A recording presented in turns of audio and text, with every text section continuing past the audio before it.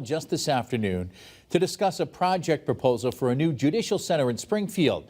The proposed new trial court would replace the city's two existing courthouses. Western Mass News reporter Addie Patterson joins us live in studio with more from today's discussion. Addie? Chris and Abby, during today's meeting, officials listened to the feedback of local leaders about why a new judicial center is needed in the city of Springfield. If approved, the Commonwealth's proposal would consolidate Springfield's current court operations from two buildings into one.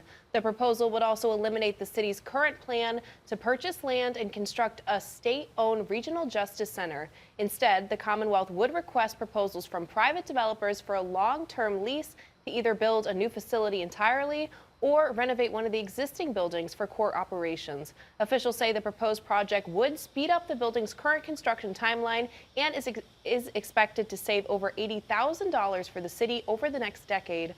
Local leaders also speaking out during today's public comment. Springfield Mayor Dominic Sarno stressing the importance of a new judicial center in Springfield after 5 people who worked in the existing courthouse died from ALS, and an additional 60 cases of cancer were linked to people working inside the building.